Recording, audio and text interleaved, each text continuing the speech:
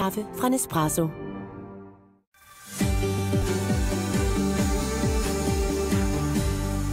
Så kan vi altså byde jer godmorgen og velkommen tilbage til Godmorgen Danmark på denne dejlige lørdag, det 6. maj. Vi hygger i lang tid endnu her i Godmorgen Danmark. Det gør vi i hvert fald. Godmorgen, Jesper. Slet ikke færdig stemning herinde. Godmorgen igen, Jesper. Vi har Thomas Bense er blevet hængende fra et sidste uhyggeligt interview, vi lavede lige før, og så har vi også fået besøg af Ford, også kendt som Fjallefar. Det er det. Ford er streamer, og nu kommer der lige om lidt en forklaring til alle os gamle på, hvad en streamer er. I ved det selvfølgelig, du gør, Mikkel. Jo, jeg er nogenlunde med på, hvad det er. Ja. Vi skal senere, eller jeg skal, Ford, snakke med dig, fordi du har samlet et kæmpestort beløb ind. Ja. Ene mand, som går til kræftramte børn. Og det kan man altså også bruge, hvad kan man sige, streaming til og computer til. Skal vi ikke lige først høre, hvad en streamer? En streamer er jo en live-kanal. En person, der er live over for flere hundrede mennesker og spiller spil og underholder og generelt set interagerer med folk derude. Ganske live. Så det er en, der sidder derhjemme foran sin computer, så har man et kamera, sådan en webcam eller hvad? Ja. Og så går man bare live. Præcis. Så man bare direkte på. Præcis. Der er mange elementer, der spiller ind selvfølgelig. Ja, okay. Ikke også? Men generelt set, så er det i hovedtræk det. Der er kamera, og der er nogle spillere. Og... Er der egentlig kokkestreamer? Ved du det? Er der sådan nogen, der står og det tror jeg ikke, men det er der nu. Det er vigtigt at sige. Det har de åbnet op for. Okay. Altså det der med, at man også skal stå og lave mad og kigge med. Men det er jo nok lidt der behov for lidt måske at kigge ind i andres verden og være en del af det. Ja. Altså som vi også talte om før, det som er en virkelig vigtig ting ved det her, det er fællesskabet. Fordi vi lærer jo de her folk at kende, at man sidder og streamer overfor. Og man kan sige, når jeg ikke lige er herinde, så bruger jeg jo en stor del af min tid på lige præcis at sidde og streame. Og det er ret fascinerende. Den der sådan nærhed, der er, det er meget ægte, og så er det sådan helt lige til uden filter. Så folk kommenterer for eksempel på, du har en grim skjort på, og så kommenterer man tilbage og siger, nej, det har jeg også, okay. Men altså, sådan er det. Og det lyder hyggeligt. Ja, men det er faktisk virkelig hyggeligt. Og lige så snart man kommer ind i det, så får man øjnene op for, at det er sgu en ret fantastisk verden. Man får mange kommentarer. Det var en god forklaring. Ja. Tak. Grund til, at der er en computer her på køkkenbordet, det er fordi, vi faktisk vil tjekke lidt, om der er nogle af de der streamere, som er på lige nu. Ja. Og det er ude fra mig af, så jeg har bedt to af mine kollegaer, der ellers ikke står så tidligt op, om lige at vågne lidt tidligere. Ja. Så de sidder og spiller Overwatch. Men de kan ikke høre, hvad vi siger. Det kan de nok ikke, medmindre de har tv stående. Ikke? Men til gengæld så kan de se chatten, som man kan se på skærmen. Præcis. Og så det der jo sker, nu har jeg ligesom advaret mig om, det kan være, at jeg skriver, så må vi se, om de reagerer på det. Ikke? Ja. Så hvad skal jeg skrive til dem? Vi skal lige vinke og kigge ind i kameraet. Skal man så skrive det på engelsk? Nej, ikke. Nu gør vi det på den. 2 danskere, det her, tror jeg. Ja. Men der findes vel streamer i hele verden? Det gør det i hvert fald. Det er meget stort internationalt. Også, det er det. Så nu har jeg skrevet, kan I køre stort billede og vinke? Nu må vi se, om de gør det. Altså, de sidder jo opslugt af det her Overwatch her. Er det ikke svært både at svare folk og så spille? Det kan godt være lidt stressende. Når man er i gang med lige præcis det spil, der er det lidt svært at overskue. Men generelt set, så det er noget, der kommer. Det er noget, man lærer med tiden og gøre 2-3 ting ad gangen. Samtidig med, at man spiller og læser chatten og skifter sang og sådan der. Ting. Men det er det, der er så fascinerende. Sådan der, det er så fint. Men det er det, der er så fint med det her, den her direkte kontakt, ikke? Og når man sidder der og streamer, så føler man jo både, at man bliver venner med dem, der ser med, og omvendt. Fordi man føler lidt, at man sidder i samme stue. Det er meget hyggeligt på en eller anden måde. Ja, det er meget hyggeligt. Ja, det kunne jeg godt lide, det der. Og de er også søde, ikke? Jo. De er slet ikke vant til at være så tidlige op. Og nu kan man også se chatten derude, så skriver folk også hej og nogle ting, ikke?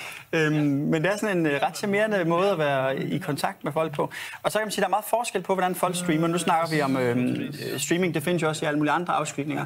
Nu snakker vi sådan det sted på gaming streaming, og der er vi på Twitch. Og Twitch er ligesom en platform, man skal holde øje med. Okay. Fordi hvor vi har talt rigtig meget om YouTube igennem nogle år, så skal vi altså til at tale om Twitch. Fordi her at de sidder, de unge folk, der er til gaming. Det er det nye. Ja. Nu kan vi ikke høre snakke mere om det, men vi skal... Ej, det er nemlig spændende. Om ikke så længe skal I høre, hvordan det lykkes for at samle rigtig mange penge ind ved hjælp af streaming. Til kræftramte børn. Ja, en rigtig god historie. Og godt at bruge det på den måde også, synes jeg. Også. Det vender vi tilbage til. Først så rejser jeg mig lige op, fordi Jesper, vi er fuld gang. Ja, det bliver spændende at se, hvad jeg går i. Det kan man ikke vide.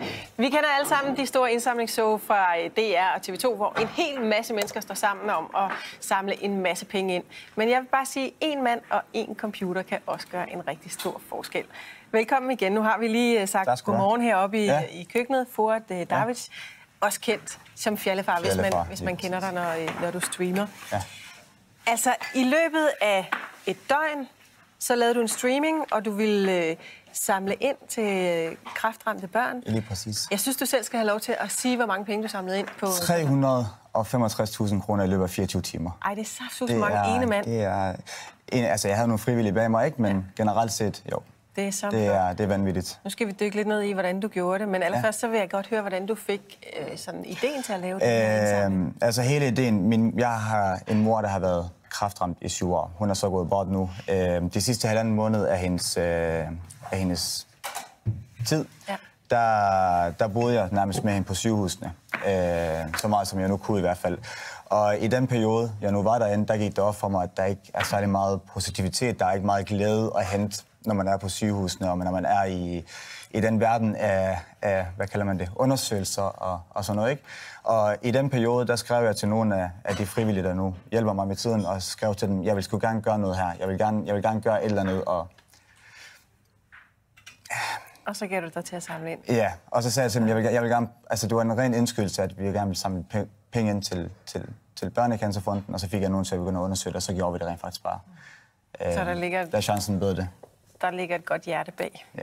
Det er flot klaret. Nu skal vi lige se lidt på, hvordan det egentlig foregik, fordi vi har nogle billeder af din streaming der. Lad os prøve at kigge en gang ind her. Der har du lige sat det i gang. Du har været i gang sådan en halv times tid. Prøv at se. Ja. Oh my god, bros! This is fucking insane!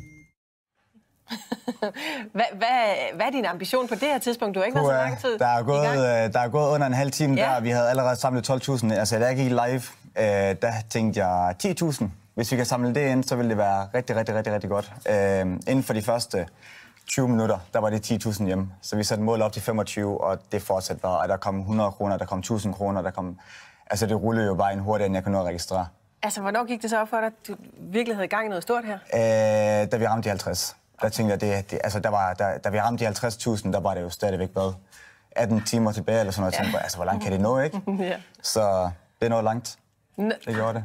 Når man streamer, så er det jo egentlig meningen, har vi lige hørt heroppe i køkkenet, også at man sidder og spiller nogle computerspil, og at man klarer de her spil samtidig. Fik du overhovedet spillet? Nej, jeg tror ud af de 24 timer, eller 25 timer, vi var live, der spillede vi sammenlagt i 3 timer på hele kanalen. Så det var ikke særlig meget. Og det var i nattetimerne, hvor der rent faktisk ikke skete særlig meget for den sags skyld. Så det var lidt...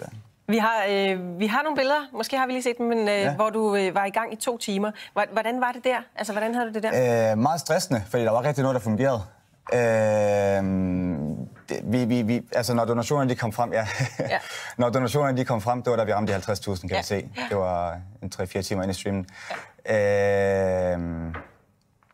Vores alerts, hvor de poppede op med beløb, og hvor folk de har skrevet, sådan, det fungerede ikke. Så jeg skulle sidde og læse det hele op manuelt, i og med, at Børnecancerfondens hjemmeside ikke kunne følge med den enorme mængde støtte, der rent faktisk kom. Så det var meget kaotisk, at der blev arbejdet meget i baggrunden, og jeg skulle sidde og læse det hele op, og hver gang jeg trykkede F5 hjem, så var der jo 20 nye donationer, der allerede var kommet ind, ikke? Jamen, hvem var det, der donerede? Har du nogen indtryk af, hvem der var, der sad og fulgte den aften? Altså, det er meget forskelligt. Altså, tingene tog jo fart, og det kom jo ud i medierne og sådan noget, så der var rigtig mange folk, som ikke kendte til den her Twitch-verden og streaming-verden, der i forvejen også kom ind. Men mange af de navne, der donerede, er rent faktisk folk, jeg kunne genkende. Folk, der har set med i lang tid på streamen, på Twitch også, hvor jeg jo så er, ikke? Hvorfor tror du fik sådan en god opbakning? Puha. Jeg tror hele ideen med at bringe gaming til de her kræftramte børn, det er noget, der appellerer til folk. Vi bruger jo gaming, altså personligt, jeg har jo spillet computer, siden jeg var 12 år gammel. Og personligt, der bruger jeg gaming til at komme væk fra hverdagen i gåseøjne. Man fordyber sig lidt i en anden verden, uden det lyder for voldsomt. Og jeg tror, folk kan relatere til de her børn, der måske ikke har den her hverdag med nogle positive ting, og rent faktisk tænke, det vil de gerne bidrage til. Og jeg tror meget af det kom derfra. Vi har nogle billeder, hvor du har streamet i næsten et døgn. Skal vi lige prøve at se, hvordan du ser ud på det tidspunkt der? Du ser jo ikke sådan vanvittigt træt ud. Adrenalinen, den spillede meget ind. 350.000 havde vi ramt der. Det var helt absurd. Jeg kunne ikke... jeg tror godt, man kan se på mig, at jeg sidder og er lidt i chok i gåseøjne. Meget taknemmelig ser du ud i hvert fald. Ja, det er jeg også. Jeg kunne simpelthen ikke begribe eller forstå i den forstand, at 350.000 kunne komme ind på den måde der. Sig mig lige, hvad skal pengene gå til? Pengene, de skal jo gå til kræftramte børn. Hospitaler. Vi vil gerne have nogle konsoller ud. Vi vil gerne have, om det er det ene eller det andet, i første omgang ud til de her hospitalsbørn, der nu ikke rigtig har mulighed for at komme ud, og som måske ligger i seng det meste af tiden, og sådan noget der. Så vi vil gerne have eksempelvis nogle konsoller ud, eller nogle computer, som det kunne bruge i et rum, hvor der måske skulle være mulighed for det, eller noget af den stil. Det skal primært bruges på at få gaming ud til de her børn. Hvordan er hvorledes det arbejder sig ikke lidt på? Og jeg kan sige dig, at pengene de er blevet meget vel modtaget. Vi har faktisk en lille hilsen til dig. Nå, ja, fra okay. Børnecancerfonden. Prøv at høre med her. Ja. Hej Fuad. Tusind tak for din store indsats til fordel for Børnecancerfonden. Jeg ved, de børn og unge, som får glæde af dine penge, virkelig har brug for det. Så tusind tak til dig og alle dem, der har hjulpet. Ja. Hvad betyder det for dig? Det betyder rigtig meget. Jeg var også oppe og snakke med dem i går, og det var rigtig interessant. Det var godt. Ja, du skal have tusind tak for dit besøg her, og tusind tak for dit store arbejde med at samle ind. Det er virkelig, virkelig godt gået. Tak for det. Tak skal du have. Ja, stor respekt herfra også. Tusind tak til Fuad. Lidt senere på morgenen